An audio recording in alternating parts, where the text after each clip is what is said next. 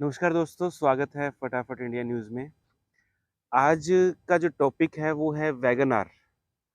Wagon are 1 साल बाद में मैं रिव्यू कर रहा हूँ, मेरी खुद की पर्सनल है, तो इसका मैं आपको रिव्यू दिखाने वाला हूँ कि आपको 1 साल बाद जैसा कि फीडबैक मेरा खुद का क्या है, आपको लेनी चाहिए, नहीं लेनी चाहिए, कैसी माइलेज है, क्या चीज़ें हैं, सीएनजी मॉडल है, तो उसके बारे में हम बात करेंगे कि इसमें क्या-क्या स्पेसिफ़िकेशन है, क्या कारण है कि आपको लेनी चाहिए और क्या चीज़ें हैं जो आपको नहीं लेनी चाहिए। सबसे पहली बात तो जो मैं आपको एक रियलिटी बताऊँगा कि मेरी जब मैंने वैगन आर ली उस टाइम पे मेरे 2 मन थे कि मैं कोई अच्छी बड़ी महँगी गाड़ी ले लूँ, जैसे कि फॉर्च्यूनर वगैरह उस टाइप की कोई गाड़ी लूँ और उसको लेके जो मैं ड्राइव करूँ तो वो ज़्यादा बेटर रहेगी। मतलब एक मन था, बट मैंने क्यों नहीं ली? मुझे लगा कि जितना एक्स्ट्रा पैसा मैं फॉर्च्यूनर पे लगाऊँगा, 3 साल बाद में, 4 साल बाद में उसकी कीमत रह जाएगी आधी। अब 35-36 लाख की अगर हम गाड़ी ले रहे हैं और आधी कीमत रह जाएगी, उसके बाद में पर किलोमीटर की जो माइलेज है, वो भी अगर हम देखें तो फॉर्च्यूनर की कहीं ज़्यादा है। तो इसलिए दूसरा मेरी जो रिक्वायरमेंट रहती है, जब भी मैं जाता हूँ, मोस्टली मैं अकेला जाता हूँ या मेरे साथ एक बंदा और होता है। तो ज़्यादा से ज़्यादा 2 जो है व्यक्ति जाते हैं और अकेला मोस्टली ट्रैवल अकेला या साथ में 2 बंदे हम करते हैं। तो उसके हिसाब से छोटी गाड़ी मेरे लिए बेस्ट थी और दूसरा वो जो पैसा था उस पैसे को आप बिज़नेस में लगा सकते हो, कहीं भी अपने काम-धंधे में लगा सकते हो।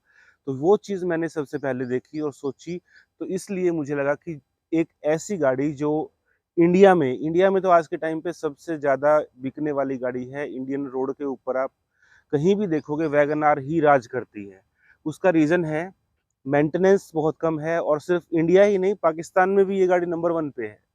पाकिस्तान में अगर आप देखोगे तो सेल्स डाटा उठाओगे सुजुकी वैगन आर का तो सबसे ज़्यादा यही बिकती है, नंबर 1 पे रहती है। या तो नंबर 1 पे आएगी या 2 पे आएगी बस। पिछले आप 20 सालों का डाटा भी उठाएँगे तो उसमें भी नंबर 1, 2 पे ही चलेगी हमेशा। कारण है इसकी मेंटेनेंस बहुत कम रहती है। मुझे जब सीएनजी पे चलती है तो यूँ लगता है कि एक तरह से फ्री में चल रही है। क्यों? क्योंकि पहले मेरे पास टोटल पेट्रोल वाली गाड़ी थी। उसकी माइलेज लगभग मुझे ₹6 किलोमीटर पड़ती थी। हुंडई की i10 थी मेरे पास, जिसको मैंने सेल करके वैगन आर को लिया। तो लगभग ₹6 पर किलोमीटर मुझे पड़ती थी और अब जब मैंने इसको सीएनजी मॉडल लिया, उस पे चलाया तो मुझे बहुत ही जो है अच्छा महसूस हुआ।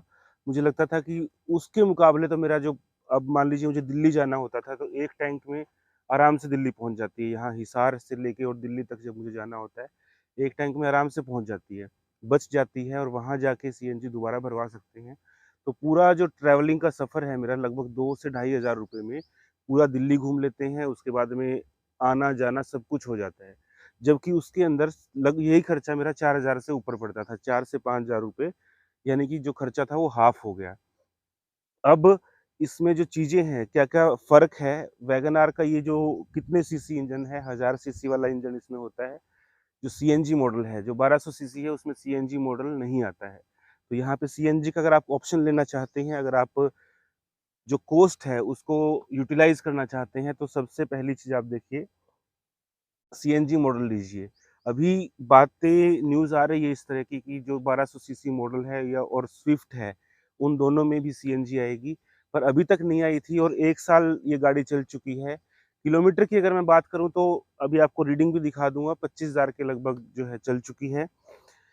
इसमें और जो 1200 सीसी की गाड़ी है उसमें फ़र्क क्या है? इसके जो टायर हैं, अगर मैं टायर की बात करूँ, तो इसका जो टायर है, टायर साइज़ आपको दिखाता हूँ मैं। R13 इसका साइज़ है 155/80 R13 और अगर जो दूसरा मॉडल है 1200 सीसी उसका रेडियस है 14, इसका 13 है, इसका 14 है। तो इसका 1 इंच का ये डिफ़रेंस आ जाता है रेडियस का। उसके टायर थोड़े से बड़े हैं 1 इंच, इसके छोटे हैं, लेकिन आप इसको लेने के बाद में मॉडिफ़ाई करवा सकते हैं। मैंने पहले सोचा था करवाने का बट ठीक है, इस 13 में भी कोई प्रॉब्लम नहीं है, आपकी गाड़ी बिल्कुल स्मूथली चलती है। दूसरी चीज़, जब हम महँगी कोई जो एक्सयूवी टाइप में कोई गाड़ी देखते हैं, उसमें और इसमें फ़र्क क्या है? जब मुझे लगा कि मुझे हालाँकि कंपनी वालों ने बोला कि सर ये गाड़ियाँ इतनी फ़ास्ट नहीं जाती। तो दोस्तों आप इंडिया में किसी भी रोड पे चले जाइए, मैक्सिमम 120 आप चला सकते हैं, इससे ऊपर कहीं अलाउड नहीं है। और ये 130-40 तक आराम से चली जाती है। तो आपको उस चीज़ में प्रॉब्लम नहीं आएगी कि आपको अगर फ़ास्ट जाना है और दूसरा आप ओवर फास्ट करेंगे तो एक्सीडेंट का खतरा बहुत ज़्यादा रहता है, सेफ्टी इशू उसमें आ जाता है। तो इन इश्यूज़ को अगर हम देखें तो यहाँ पे आपको ये दिक्कत नहीं आएगी। जितनी स्पीड अलाउड है उतनी स्पीड पे तो ये ऑल इंडिया चलेगी। ओवर स्पीड चलाओगे तो आपकी खुद की जान को भी रिस्क है। इसके बाद जो चीज़ें हैं मैंने एक्स्ट्रा क्या-क्या लगवाई थी वो दिखा देता हूँ। मैंने इसमें एक्स्ट्रा व्हील कवर हो गया, नॉर्मल आप कहीं से भी लगवा सकते हैं। इसके अलावा सेंट्रल लॉकिंग इसके साथ नहीं आई थी। सेंट्रल लॉकिंग मैंने अलग से लगवाई थी। सेंट्रल लॉकिंग के मेरे लगभग 8,000 रुपए के आस-पास लगे थे टोटल। और जो बढ़िया वाली सेंट्रल लॉकिंग है, इससे कम में भी आप लगवा सकते हैं। बट अच्छी वाली अगर आप लगवाओगे तो लगभग 8,000 रुपए में आपकी सेंट्रल लॉकिंग लग जाती है। म्यूज़िक सिस्टम की बात कर लेते हैं। तो इसमें अगर हम बात करें, मैंने जीपीएस इनेबल्ड सारा जो है इसमें म्यूज़िक सिस्टम लगवाया है। वो भी आपको दिखाता हूँ मैं। डिस्प्ले है, आप यूट्यूब वगैरह सब कुछ चला सकते हैं। एंड्रॉयड डिस्प्ले है इसकी और हर फैसिलिटी इसके अंदर आपको मिलेगी।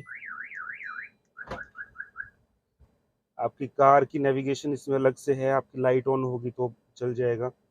ब्लूटूथ का ऑप्शन है, आप मोबाइल कनेक्ट हो जाएगा। हर हर फंक्शन जो आप चाहते हैं गाड़ी में वो मिल जाएंगे आपको। कप होल्डर वगैरह हर चीज़ आपको यहाँ पे अवेलेबल होती है। तो ये मैंने जो लगवाया था, ये लगवाया था 15,000 का, 15,000 रुपये में मैंने ये लगवाया था। जो चीज़ें मैंने एक्स्ट्रा लगवाई है वो यही है। इसके अलावा जो फ्रंट लाइट है, फ्रंट लाइट में मैंने अलग से फॉग लाइट लगवाई थी। उसका खर्चा भी लगभग मेरा जो खर्चा आया था 2500 रुपये के आसपास, इन दोनों लाइट्स का खर्चा आया था। इनका बेनिफिट ये रहता है कि अगर आप ऐसी जगह पे जा रहे हैं जहाँ पे धुंध है तो उस जगह पे ये आपकी काफ़ी हेल्प करेगी। रात को धुंध में ड्राइव करते टाइम पे आपको काफ़ी हेल्प हो जाती है। दोनों लाइट जब जलती हैं तो उसकी काफ़ी ज़्यादा रोशनी रहती है, जबकि अगर सिर्फ सिंगल लाइट चलेगी और धुंध में आप गाड़ी चला रहे हैं उस टाइम पे आपको काफ़ी प्रॉब्लम आएगी। तो ये मेरा खुद का रिव्यू है। और इसके अलावा नॉर्मल जो चीज़ें मैंने ऐड की थी वो ये की थी कि इसमें मोबाइल होल्डर जो है वो लगवाया था। अब हम बात कर लेते हैं माइलेज की। गाड़ी माइलेज कितनी देती है?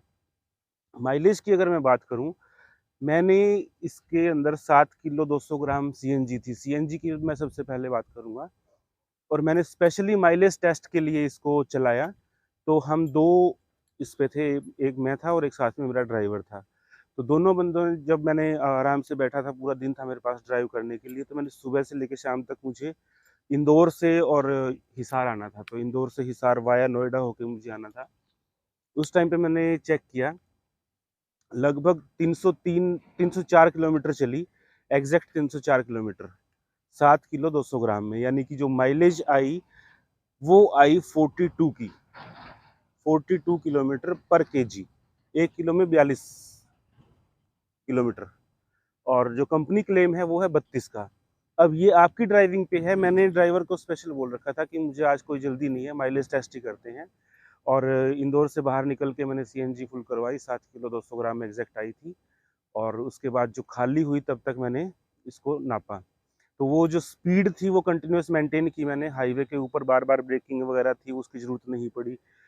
अगर आप ये चीज़ करना चाहते हैं या देखना चाहते हैं, सबसे ज़्यादा माइलेज मुझे नहीं लगता इससे ज़्यादा किसी और गाड़ी की सीएनजी में आती होगी। दूसरी गाड़ियाँ आती हैं बट उनकी सीएनजी में इतनी माइलेज नहीं आएगी।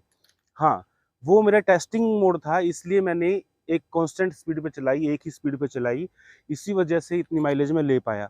नॉर्मली अगर मैं शहर में चलाता हूँ तो मुझे 30-32 की माइलेज में कोई कोई भी ऐसा नहीं लगता कि नहीं आएगी। शहर में भी आपको उससे थोड़ी बहुत कम मिलेगी।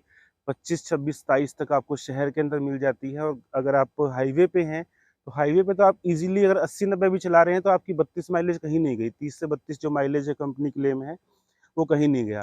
पेट्रोल की माइलेज की अगर मैं बात करूँ तो पेट्रोल की जो माइलेज है आपको, आप मान के चलिए 15 से 16, 17 तक भी आ जाएगी, 18 तक भी आ जाएगी। वो आपकी स्पीड पे है।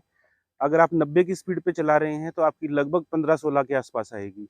अगर आप 100 पे चला रहे हैं तो उससे भी कम चली जाएगी। अगर 120 चला रहे हैं तो आप मान के चलिए 12-13 के आसपास माइलेज आएगी। और अगर आप 80 की स्पीड पे कांस्टेंट चला रहे हैं तो हाईवे पे आपको 17 से 18 की माइलेज आराम से मिल जाएगी।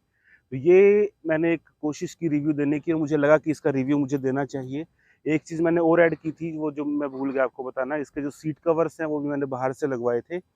ये मुझे पड़े थे 8,000 रुपए के, जो सीट कवर थे, और ये मैंने दिल्ली से ही करवाए थे। दिल्ली में जब मैं गया हुआ था वहीं पे मैंने करवाए। दिल्ली में आप जाएँगे, पुरानी दिल्ली स्टेशन के पास में कारों का पूरा बाज़ार है, वहाँ से आप ये सब चीज़ें करवा सकते हैं। रीज़नेबल रेट में अगर करवाना चाहते हैं, आप दिल्ली के आस-पास 200-250 किलोमीटर के एरिया में रहते हैं, तो सबसे बढ़िया एरिया वही है। दिल्ली का जो सदर बाज़ार है, वहाँ पे कारों का काम होता है और वहीं से आप करवा सकते हैं। स्टेशन के बिल्कुल बराबर में ही है, वहाँ पे आप करवा सकते हैं। तो ये मेरा रियल फीडबैक है। मैंने कोशिश की कि मुझे जो इसमें क्या-क्या चीज़ें मिलती हैं, क्या प्रॉब्लम, अगर मैं प्रॉब्लम्स की बात करूँ, तो प्रॉब्लम इसमें मुझे अब तक एक सिंगल प्रॉब्लम मुझे नहीं आई है। एक सिंगल प्रॉब्लम जिसको बोलते हैं। कोई भी मेरा एक्स्ट्रा खर्चा नहीं हुआ, टाइम पे मैंने सर्विस करवाई, और किलोमीटर मैं आपको अभी बता देता हूँ किलोमीटर इसका कितना रहा है। टोटल किलोमीटर की अगर मैं बात करूँ तो अब तक ये चल चुकी है 23,232 किलोमीटर। जैसा कि आप स्क्रीन पे देख पा रहे हैं, 23,232 किलोमीटर ये चल चुकी है गाड़ी अभी।